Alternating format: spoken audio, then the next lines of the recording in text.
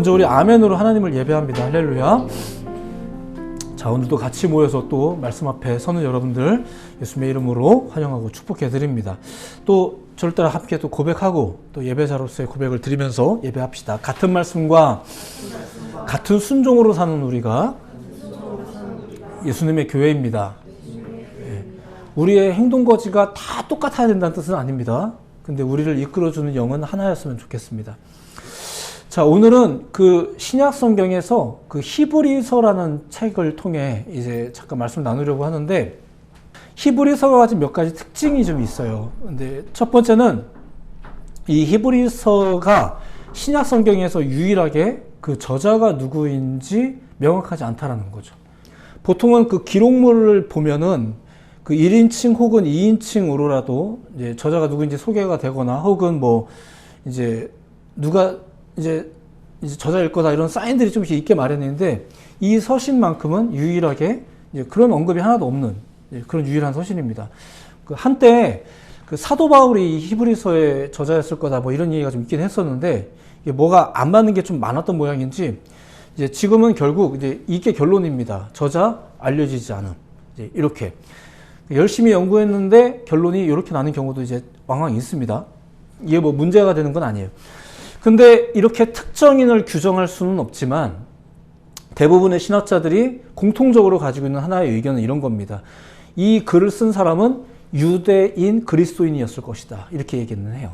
유대교 출신의 그리스도인. 왜냐하면 그 내용을 보니까 거기에 기본적으로 유대교라든가 유대교의 율법이라든가, 심지어는 이제 예수님 이후에 그리스도교가 이렇게 등단을 한 거잖아요. 그 그리스도교의 핵심에 대해서도 너무 잘 알고 있는 사람이 이제 이 글을 썼기 때문에 말 그대로 유대교와 그리스도교를 다 이해하고 있는 유대교 출신의 그리스도인, 뭐 이렇게 이야기하는 거죠. 그러니까 그래서 이건 분명히 이방인 그리스도인이 아니라 유대인 출신 그리스도인이 했을 거다, 뭐 이렇게. 자, 또 하나는 장르에 있어서 그렇습니다. 이거는 지금 서신서라고 구분되어 있긴 하지만 이 장르가 좀 독특합니다. 보통 신약 성경의 서신서가 바울 서신과 일반 서신 이렇게 뭐 나눠요. 뭐 굳이 여러분들이 다 아실 필요는 없지만, 그러니까 이게 편지죠, 어차피 편지인데 히브리서는 이 분류 가운데 어디에도 포함이 되지 않아요. 그 더군다나 이게 편지 같기는 한데 그 내용을 보면 그냥 설교입니다. 제가 가끔 교회 바깥에서 성도님들을 카페 같은 데서 이렇게 만날 경우가 있는데, 얘기를 한참 나누다 보면 이게 어쩔 수 없이 제가 하는 말들이 약간 설교처럼 되긴 하더라고요. 이게 뭐 직업병인 것 같아서 가끔 좀 죄송하기도 한데, 근데 이게 저랑 같이 대화를 나누신 분도 좀 비슷한 얘기를 하세요. 이렇게 목사님하고 대화를 하고 나면 예배 드리고 가는 것 같다고 얘기하는데, 이렇게 들으면 또 나름대로 나쁘지 않은 것 같기도 하고, 아무튼 뭐 그렇습니다. 히브리서는 분명히 장르로서는 지금 서신서라고 구분되어져 있지만, 이게 전개 방식이나 그 권면의 내용들을 보면은 그냥 거의 설교입니다. 예. 그래서 이제 우리가 어른들도 가끔 누구 만나면은 그냥 말 한마디 한마디가 다 그냥 잔소리 같이 들리고 이런 것처럼 이 서신서가 가지고 있는 이 독특한 장르가 있어요. 자, 세 번째는 그 수신자 문제입니다. 수신자 문제. 이게 중요하죠. 이게 오늘의 중요한 내용인데 조금 복잡할 수도 있겠지만 좀 집중해서 들어봐 주시면 좋을 것 같습니다. 자, 물론 신약 성경의 대부분의 책들은, 심지어 복음서도 보통 특정한 대상을 두고 이제 기록이 됩니다.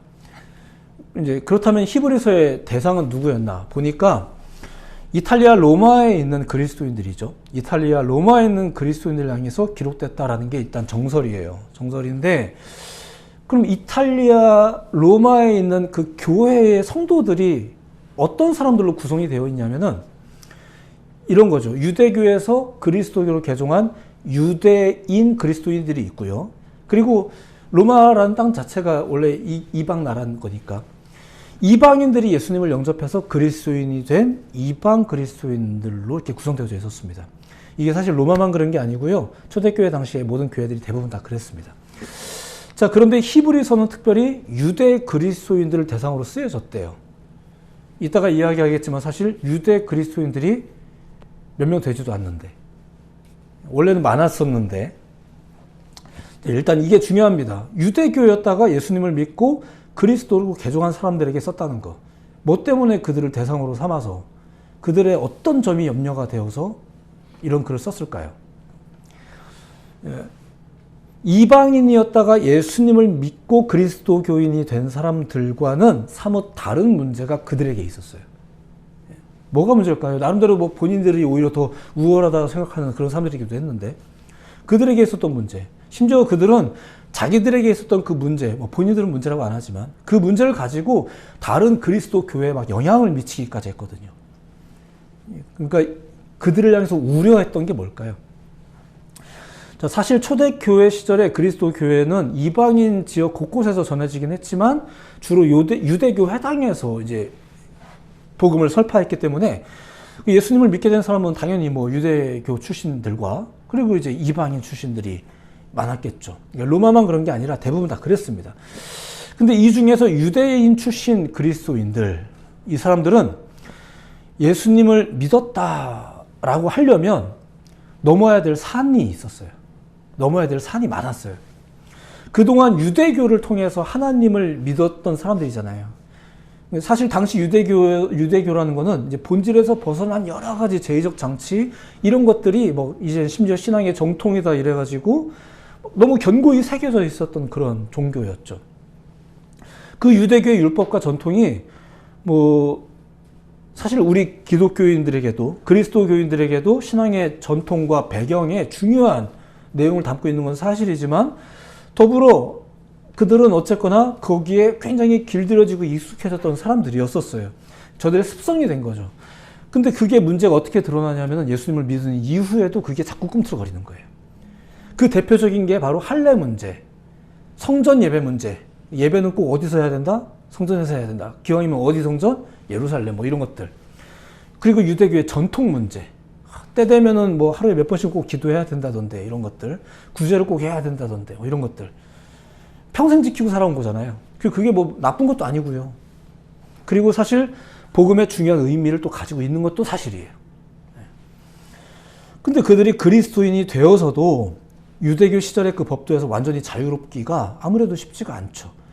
그러다 보니까 심지어 그들이 예수를 믿고 나서 막 변화된 삶을 산다 이렇게 하면서도 이방인 출신 그리스도인들이 있을 거 아닙니까? 그들을 보면은 야, 니네들 그러면 안 돼, 이렇게 얘기하는 거예요. 똑같이 그리스도인들인데 마치 뭐 더 많이 알고 있는 사람들인 것처럼 뭐 이러면서, 이러다 보니까 그 그리스도 교회를 좀 혼란하게 만드는 경우가 많았죠. 새로운 믿음을 가졌지만 이전 습성을 버리지 못하는 사람들. 제가 오래전 가르쳤던 한 청년이 있었는데 그 청년이 그러더라고요. 자기가 예수님을 믿고 나서 욕을 끊었대요. 욕을 끊었는데 어느 날 축구 시합을 하다가 자기도 모르게 욕이 또 튀어나온 거죠. 그러면서 말하기를 아직 자기 안에, 내 안에 내가 남아있는 것 같다고, 그것이 남아있는 것 같다고 이런 얘기를 하더라고요. 그럴 수 있죠. 습성이라는 게 그렇게 무서운 거예요. 이제는 그 어느 순간 이것이 틀렸구나, 이제는 달라져야겠구나 라고 해서 이제 새로운 삶을 살고는 있는데, 살기 시작했는데 어떤 종류의 위기나 자극이 딱 됐을 때, 혹은 무언가를 추구하다가 보면은, 추구하다가 화가 나면 갑자기 튀어나오는 거. 그리고 심지어 그것을 해소 방법으로 여기기도 하는 거. 에이 몰라 하면 막 쏟아내면서 차라리 속 시원하다 이렇게 하는 거. 이게 참 무서운 거죠. 어렵게 벗어버렸는데 어떤 위기나 자극이 다가오면 그게 심지어 다시 희망처럼 느껴지는 거. 이게 이방인들에게 그게 많겠어요? 그 유대인 출신 그리스도인들에게 그게 많겠어요? 그런 거죠. 히브리서의 수신 지역이 어디였다고요? 이탈리아 로마.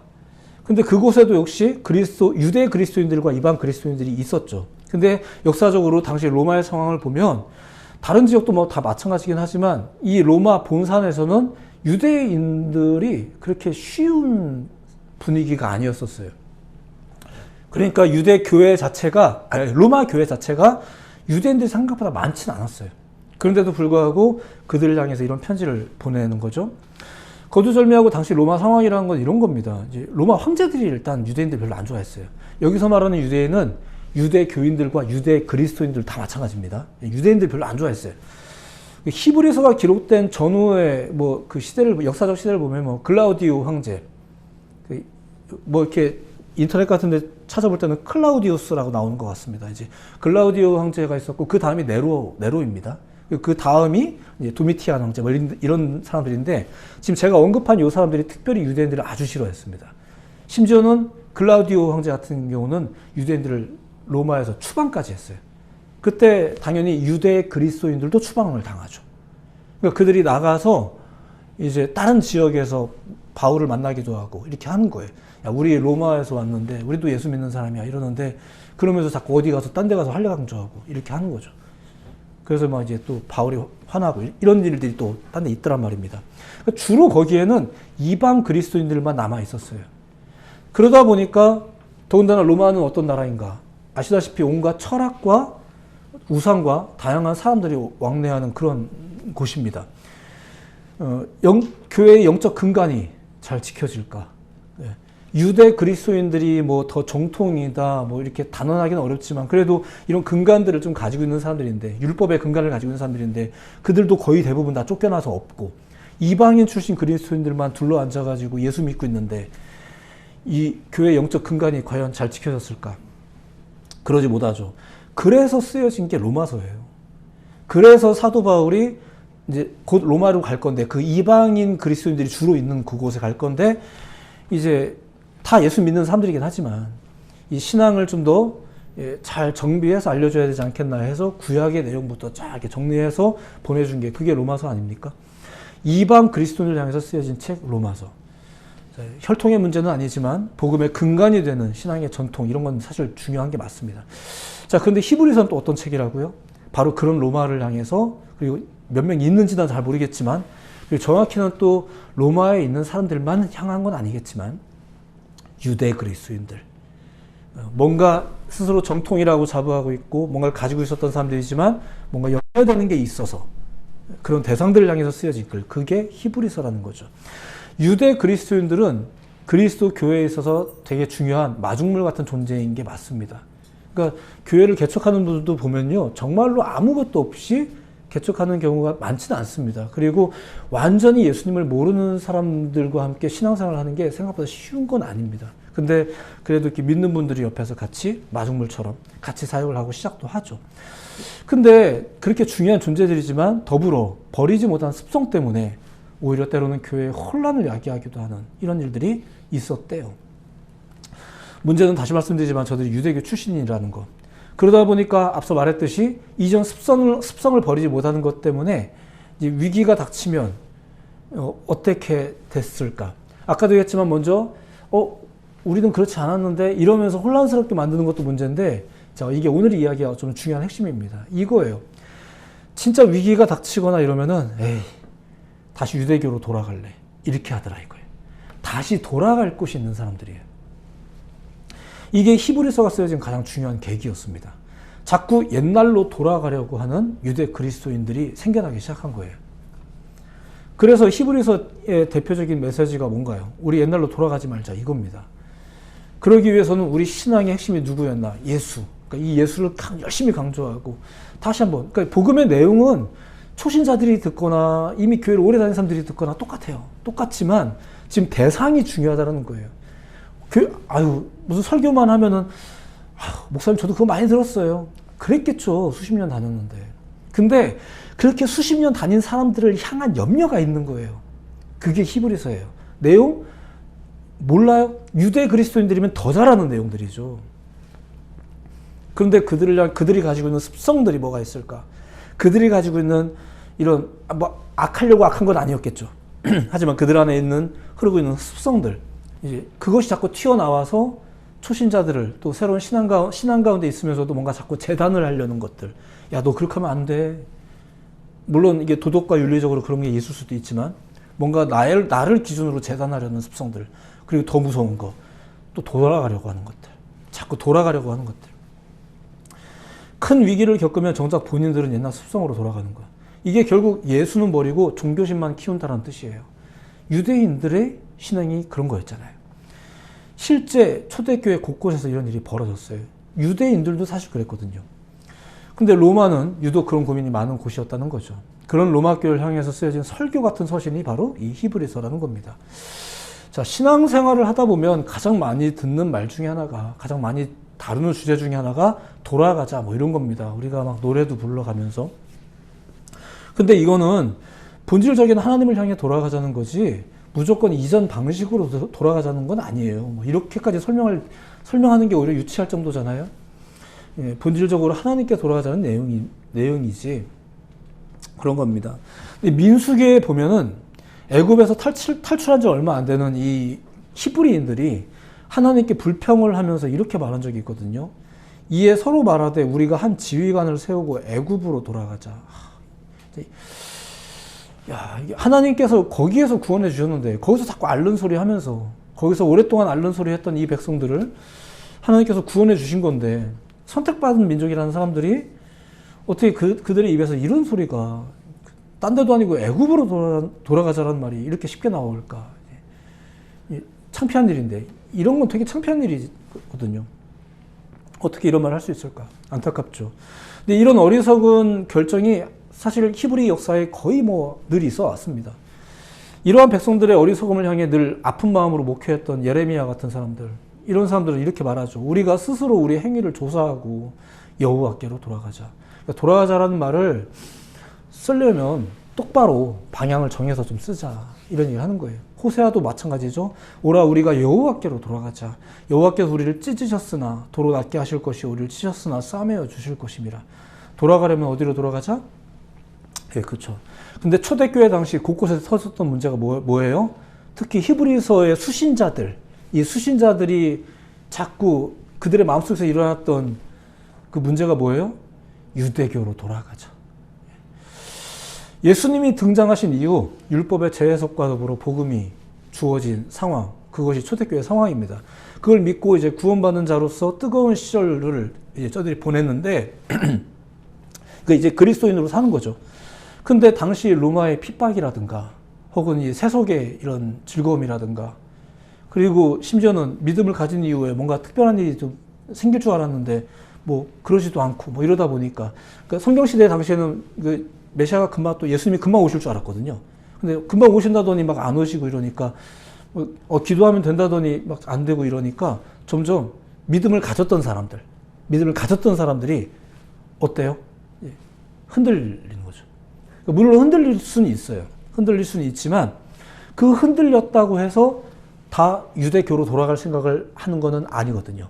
이방인 그리스도인들은 그렇게 하지 않잖아요. 물론 그들도 이제 마음껏 그냥 세속적으로 살던 시절로 돌아가고 싶어 할 수도 있겠네요.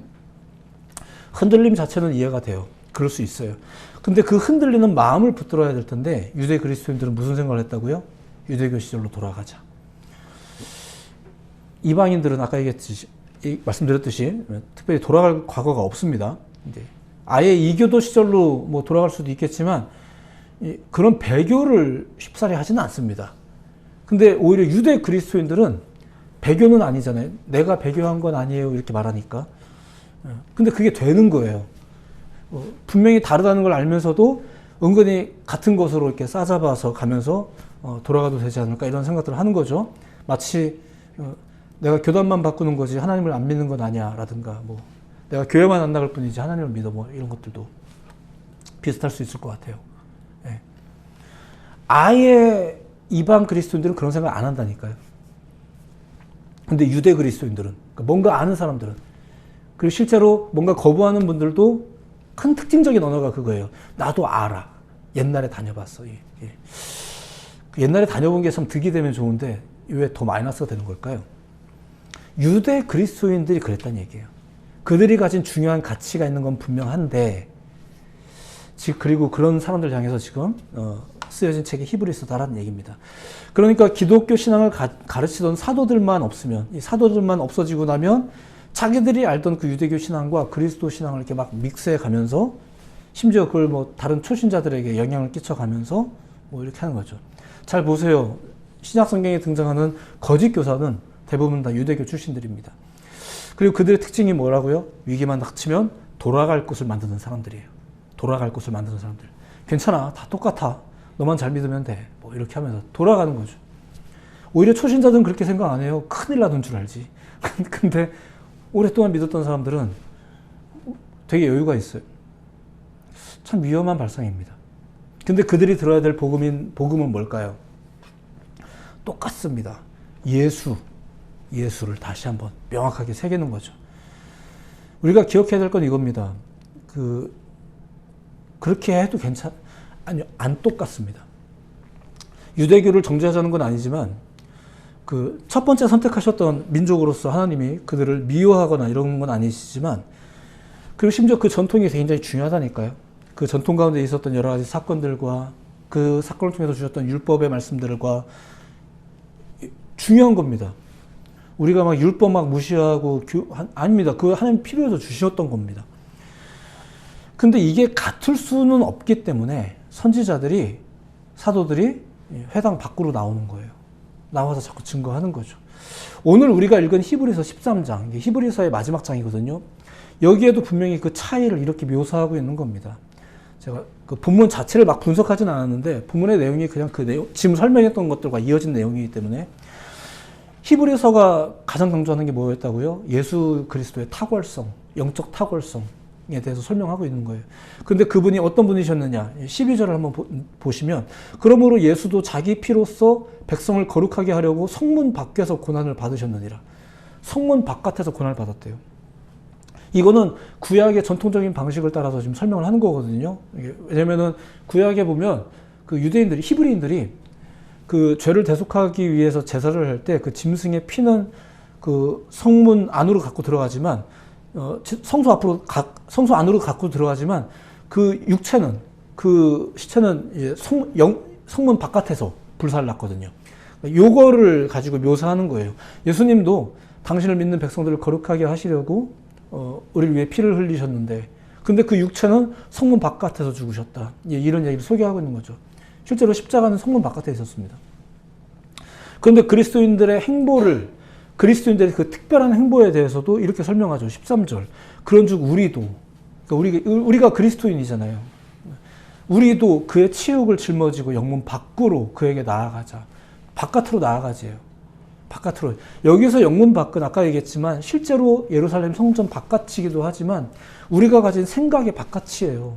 특별히 유대 그리스도인들이 가지고 있는 그 율법과 표현법이 마치 그 운동법 같은 묘사이긴 하지만 중요한 건 이거예요.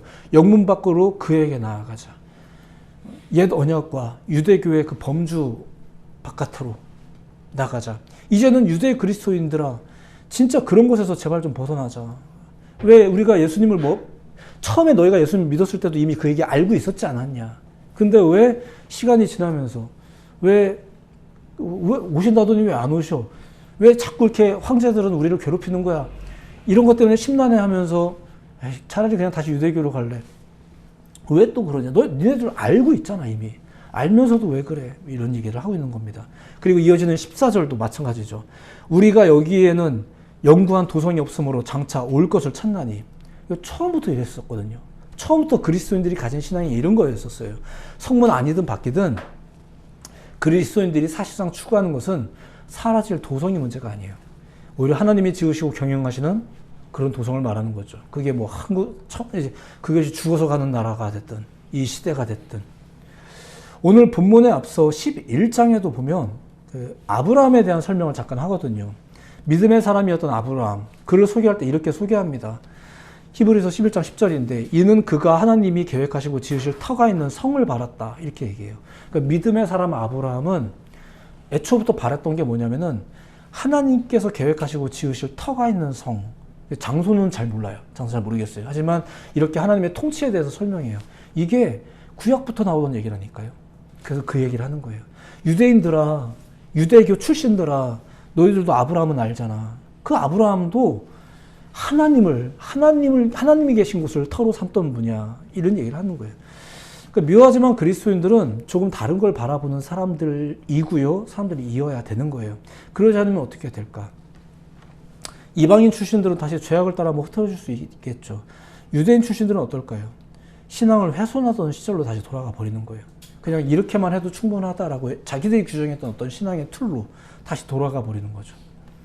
그러니까 오늘의 말씀은 그냥 이렇게만 정리를 할까요? 히브리서의 핵심 주제는 이런 겁니다. 앞서 말씀드렸지만 예수가 가장 중요하다. 믿으시기 바랍니다. 교회를 오래 다닌 사람이든 예수라는 이름을 처음 들어본 사람이든 제일 중요한 건 예수 그리스도입니다. 그리고 그에 대한 설명들이 히브리서의 잘 써 있는데 히브리서뿐만 아니라 많은 복음서에 잘 써 있습니다만 우리가 꾸준히 읽어나가는 일들이 필요하겠죠. 둘째, 그러면 어떻게 믿음 생활할래? 이런 내용들이 히브리서에 담겨져 있습니다.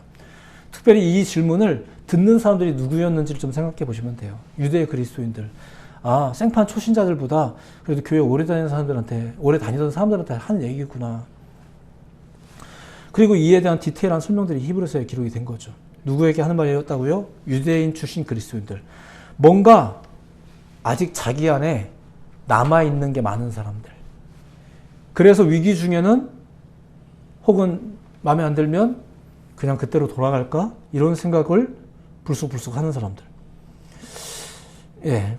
히브리서는 그런 유대 그리스도인들이 유대 그리스도인이 같은 유대 그리스도인들에게 쓴 설교 같은 편지입니다. 동변상련이죠. 이해가 되는 거예요. 제가 왜 저런지도 이해는 돼요. 나도 가끔은 그렇게 하고 싶을 때가 있어요. 그러니까 베드로도 되게 심란했거든요. 이제는 할례도 안 받아도 되는 거야? 심란하잖아요. 심란한데 그런데 바뀐 흐름에 이제 순응을 하죠. 하나님의 뜻이 있구나. 이렇게 인정을 하는 거예요. 그들에게 이제 말하는 겁니다. 15절. 우리는 예수로 말미암아 항상 찬송의 제사를 하나님께 드리자. 이는 그 이름을 증언하는 입술의 열매니라. 이게 무슨 말이냐면 노래 부르고 살자는 뜻이 아니라 항상 예배하는 삶을 살자라는 얘기예요. 하나님을 찬미하자. 사랑하는 나의 아버지 이름 높여드립니다. 이게 교회 예배당 와서 하는 것이 아니라 우리의 삶에서 전능하신 하나님 찬양 이렇게 노래 불러가면서 살자는 거죠. 예배자로 사는 거예요. 그 이름을 증언하는 입술의 열매다 이렇게 말합니다. 그러니까 여러분들이 그런 모습과 그런 언행 심사를 통해서 살아갈 때 그게 여러분들 입술의 열매, 더 나아가 그것이 여러분들을 통해서 성령의 열매가 맺혀지게 되는 거죠. 그 열매를 믿지 않는 사람들이, 이웃 사람들이 맛보게 될 겁니다. 그러니까 우리가 예배자로 산다는 말이 중요한 거예요. 일주일에 한 번이든 두 번이든 몇 번이든 교회라는 예배당이라는 곳에 가서 예배하는 게 중요한 게 아니라 물론 거기 가서 우리가 많은 인풋을 경험해야 될 필요가 있지만 그 예배에 참석했다가 아니라 예배자로 산다라는 거.